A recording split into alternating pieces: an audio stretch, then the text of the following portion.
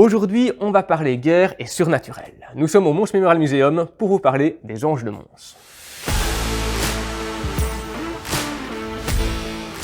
Durant la Première Guerre mondiale, tu m'as expliqué, Corentin, que des soldats britanniques avaient fait appel à des anges guerriers pour les sauver des Allemands. Est-ce que tu peux nous en parler ? En fait, c'est l'histoire des anges de Mons. Donc, il paraîtrait lors de la bataille de Mons du 23 août 1914, c'est la première confrontation entre les Britanniques et les Allemands de la Première Guerre mondiale. Eh bien, lorsqu'ils battent en retraite, les Britanniques auraient invoqué Saint-Georges. Et du ciel serait apparu Saint-Georges, armé sur son cheval, avec des archers dans un cours ailé, et qui aurait attaqué les Allemands, permettant aux Britanniques de battre en retraite.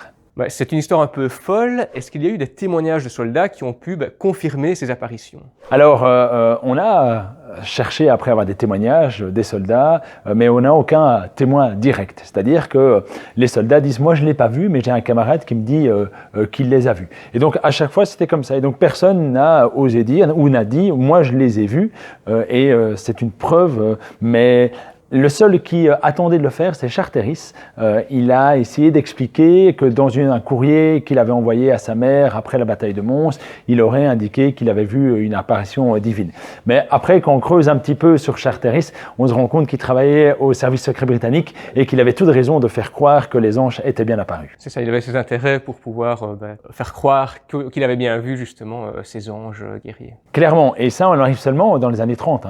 Donc c'est pas quelque chose qui arrive très rapidement après la bataille de Mons du 23 août 14. Et donc jusqu'alors, personne n'a pu dire je suis un témoin direct de l'apparition des anges de Mons. Ce qui permet véritablement de dire est-ce vrai ou est-ce faux ? Est-ce une légende ou est-ce une vraie histoire qui s'est déroulée ? Comment les gens ont accueilli cette histoire ? Est-ce qu'ils y ont cru réellement ou est-ce qu'il y avait quand même des sceptiques dans le lot ? En fait, il faut s'imaginer que quand cette histoire des anges apparaît, elle va être connectée avec la bataille de Mons et certaines personnes vont considérer ça comme plausible. Ils vont pas dire c'est vrai, c'est faux, ils vont dire ah oui, il se pourrait qu'il y ait des anges qui soient apparus à la bataille. Mais c'est surtout l'important, c'est que ce soit Saint-Georges. Et donc on est en Grande-Bretagne, Saint-Georges c'est le saint patron de l'armée britannique, c'est le saint patron de l'Angleterre. Et donc, remettre en question l'apparition de Saint-Georges au champ de bataille, premier champ de bataille, ça veut dire que vous remettez en question votre propre armée et vous remettez aussi en question le fait que Dieu ait choisi son camp. C'est-à-dire que si Saint-Georges apparaît avec des anges, finalement, c'est parce que Dieu, il a dit que vous étiez les bons et que vos ennemis étaient les mauvais. Et donc, croire que les anges ne sont pas apparus pourrait être considéré comme antipatriotique. C'est ça, donc c'est risqué pour ceux qui remettraient en question ces apparitions divines. C'est vraiment risqué, et puis c'est comme dans des moments de guerre, croire en Dieu, ça ne nous coûte rien, et ça vous permet potentiellement d'avoir une protection divine. Et donc croire en Saint-Georges qui apparaît sur le champ de bataille, c'est de dire, mon armée sera protégée, on est du bon côté, donc cette guerre est légitime, et donc je peux, par exemple, dire à mon fils de partir au combat, ou je peux investir mon argent personnel dans l'effort de guerre britannique pour pouvoir gagner cette guerre. Et quelle a été l'influence de cette histoire, de cette légende, sur les efforts de guerre justement ? Est-ce que ça a pu motiver les troupes ?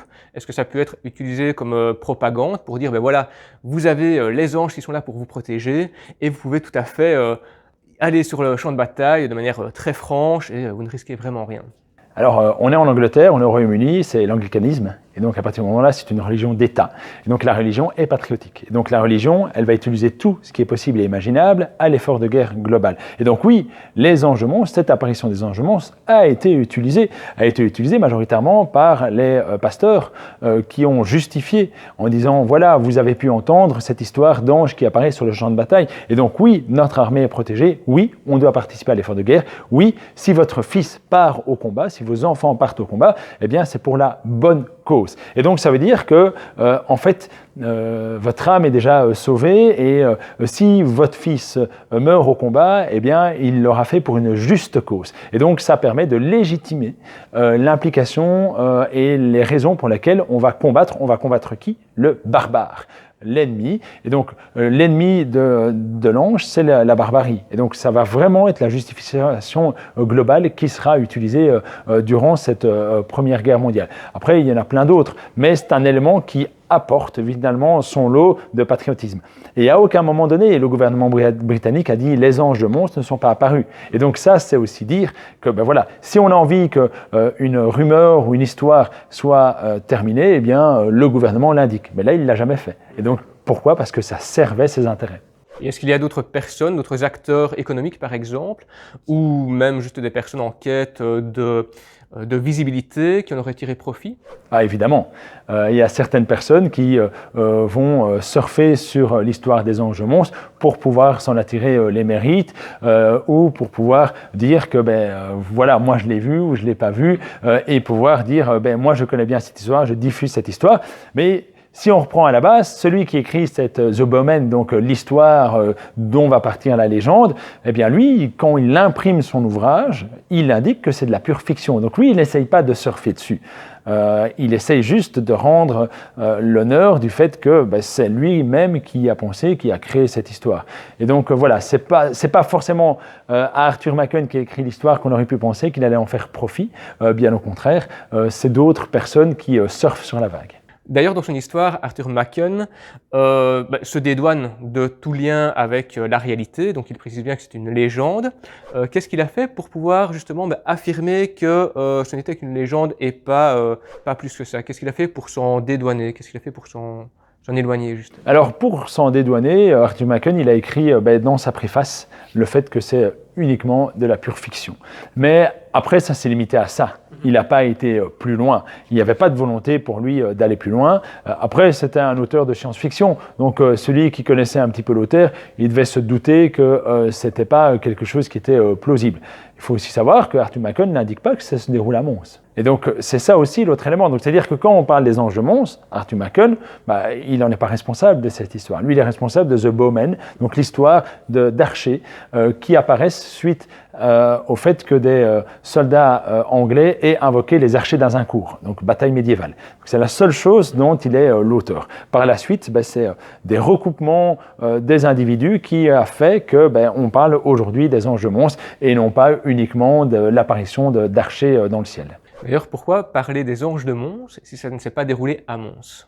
Alors pourquoi parler des anges de Mons? C'est bien parce que la presse va faire une connexion entre l'histoire de Machen et Mons, parce que Machen indique que c'est le premier combat entre les Teutons et les Britanniques. Et donc à partir de ce moment-là, cette première bataille, elle se déroule à Mons. La presse va faire le lien, en fait la presse religieuse et la presse spiritiste, qui va reprendre ces éléments-là et qui va associer le bouquin, l'histoire des anges et Mons, et qui va faire que c'est un tout.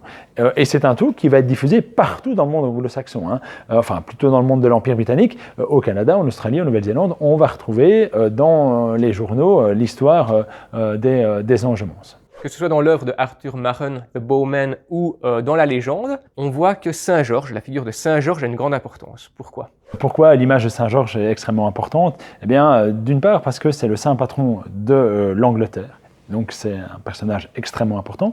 Et d'autre part parce que c'est le saint patron de l'armée britannique. Et donc ça veut dire que finalement chaque soldat, s'il doit prier un saint, c'est autour de Saint Georges qu'il va s'attacher. Mais l'histoire veut aussi qu'à Mons, Saint Georges est un personnage qui est particulièrement bien connu parce que chaque année il fait un combat avec un dragon sur la grande place de Mons le dimanche de la Trinité.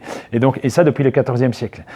Et donc tout ça est issu de la même chose, c'est la confrérie de Saint-Georges, confrérie de Saint-Georges qui existe toujours aujourd'hui en Angleterre, qui est présente au château de Windsor, dans la chapelle Saint-Georges, et là où chaque année, finalement, le jour de la Saint-Georges, la reine d'Angleterre, tous ses enfants, vont prier Saint-Georges, et c'est exactement la même chose pour les Britanniques et aussi pour les gens de Mons. Et donc, invoquer Saint-Georges, rappeler Saint-Georges dans l'histoire d'Arthur Machen, c'est pour que les gens y croient. Et c'est un élément, c'est quand, dans le début de l'exposition, c'est qu'on explique que c'est des personnages bien connus. Donc on n'a pas besoin d'expliquer qui est Saint-Georges. Tout le monde connaît Saint-Georges en Angleterre.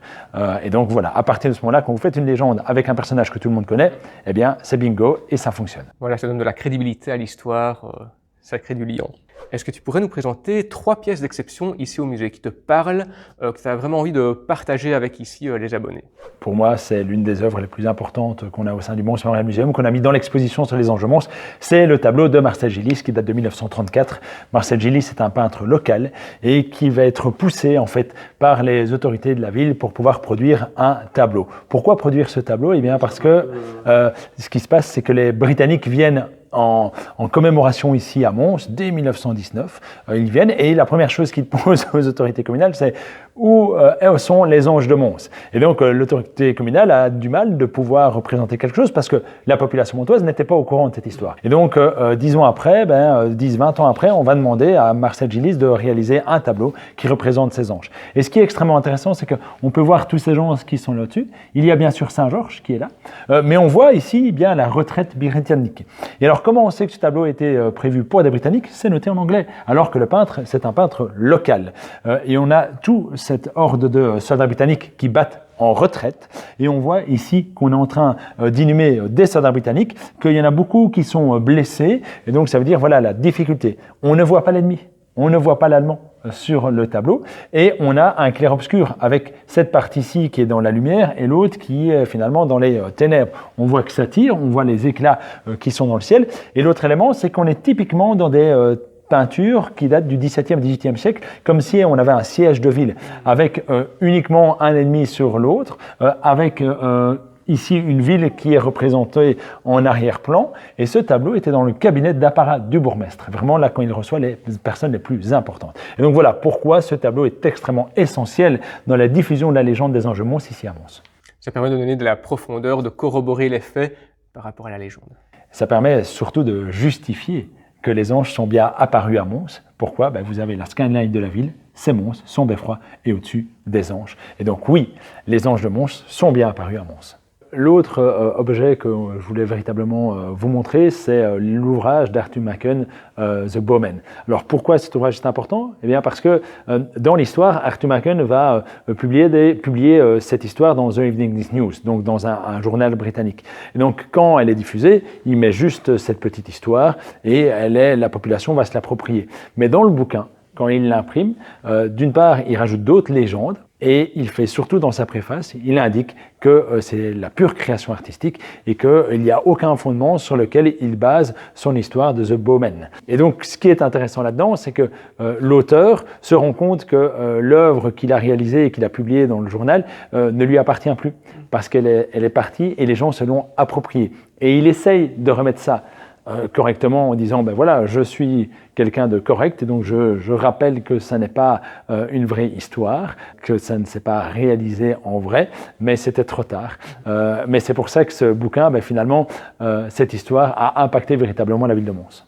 Et alors la troisième œuvre ici? C'est un foulard patriotique qui provient des collections de l'historien de la Grande Guerre à Péronne, donc dans le nord de la France. Alors ce qui est vraiment intéressant ici, c'est qu'on a ces soldats britanniques qui sont là sur une sorte de zone de combat.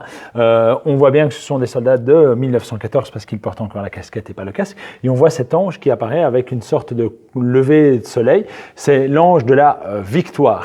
Et donc ce qui est intéressant, c'est de dire vraiment que cette apparition divine, cette apparition de l'ange, c'est la victoire qu'il va apporter. Et donc c'est pour ça qu'on dit foulard patriotique et qui est associé à la propagande.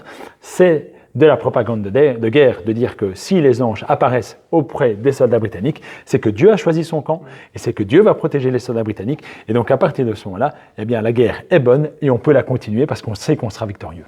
Et je me dis ici, peut-être que certains se posent la question, pourquoi est-ce qu'on a du bleu, blanc, rouge ici? C'est très simple, ce sont les couleurs du drapeau britannique. La seule chose, c'est que comme ça, on a l'impression que ce sont les couleurs du drapeau français. Pas du tout. Et donc, c'est bien un foulard patriotique britannique, parce que les couleurs de l'Union Jack, c'est le bleu, le blanc et le rouge. Très bien, merci. Après toutes ces années, on sait qu'il s'agit d'une légende, mais est-ce que malgré tout, il existe encore des zones d'ombre sur l'histoire qui feraient qu'on pourrait remettre en question cette légende et plutôt lui attribuer une approche plus réelle? Alors, on a décrypté l'ensemble de l'histoire, l'ensemble de la légende. On a travaillé énormément autour de ça. Et on se rend compte véritablement que c'est finalement une légende urbaine qui a des fondements, mais cette légende a eu un impact sur la société et qui est aussi le reflet de cette société. Et on peut voir un siècle après que les impacts sont toujours réels. Il y a toujours une partie de la population qui croit clairement que des anges seraient apparus à la bataille, comme d'autres qui sont totalement sceptiques en disant que moi je n'y crois pas. Et donc je répondrai véritablement en disant que finalement c'est les croyances, c'est la foi de chaque personne qui va faire si oui ou non les anges sont bien apparus. Mais en tout cas ça reste toujours un débat et un sujet. Et nous dans l'exposition ici, on n'a pas d'objectif de dire si c'est vrai ou si c'est faux. La seule chose qu'on veut, c'est expliquer comment elle est arrivée, comment elle s'est développée, comment elle est devenue virale et comment aujourd'hui on en parle encore. Et donc on est là en 2024 à vous parler d'une légende qui s'est déroulée il y a 110 ans. Et donc si on en parle encore, n'y a-t-il pas là derrière quelque chose de vrai ? C'est ça, oui. Ce côté mystérieux permet d'entretenir cet attrait pour la légende et donner envie d'aller découvrir un petit peu plus son histoire. Exactement. Comme tu m'as dit, certaines personnes croient en cette légende. Est-ce que tu as pu recevoir des témoignages d'époque ou plus tardifs de personnes justement qui croient dur comme fer que ça existe? Oui. On a eu, il y a des témoignages qui sont enregistrés dans la base de données de l'Imperial War Museum à Londres, dans lequel une personne dit, c'est un soldat britannique qui parle dans les années 60 de la bataille de Mons, et il se dit que la situation de la bataille faisait qu'il n'y a aucune raison que les anges ne soient pas apparus, même s'il dit que lui ne les a pas vus.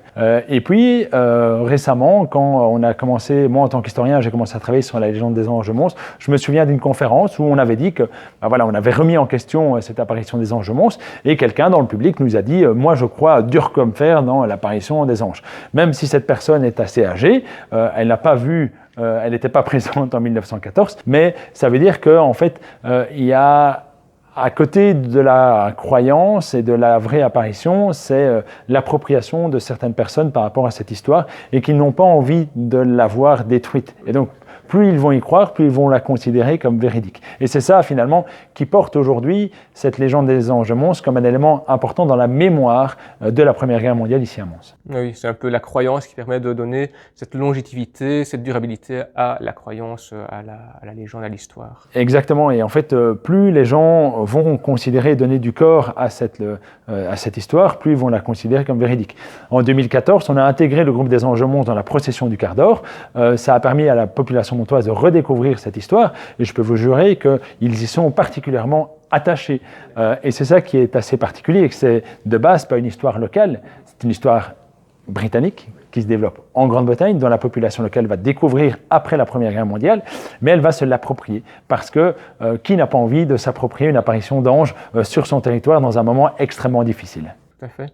Est-ce qu'on peut dire qu'aujourd'hui, ça fait partie du folklore de Mons? Oui, complètement. Ça fait partie des éléments traditionnels de Mons. C'est-à-dire que quand vous posez la question aujourd'hui à un Montois, c'est quoi les anges de Mons? Eh bien, ils peuvent vous donner un petit peu d'informations. Il y a plus de 15 ans d'ici, avant le centenaire des commémorations de la Première Guerre mondiale, eh bien, les gens ne connaissaient pas trop l'histoire. Mais vu que un groupe dans la procession a été créé, la population se l'est vraiment appropriée.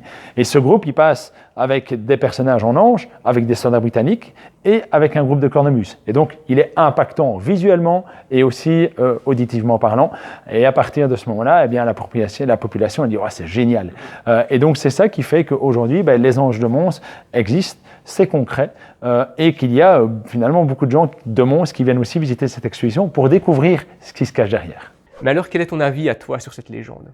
Alors, mon avis, en tant que conservateur et historien en lien avec la légende des anges de Mons, eh bien, voilà, c'est un historien, il se base toujours sur des documents écrits, et en effet, on n'a aucun document qui montre et qui prouve que les anges soient bien apparus.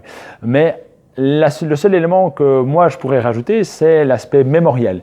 C'est-à-dire que même si on n'a pas de document qui prouve que les échanges sont apparus, il y a toujours des points d'interrogation. C'est-à-dire que comment on peut développer une histoire pareille sans avoir un minimum de fondements? Quels sont ces fondements? On n'en a pas.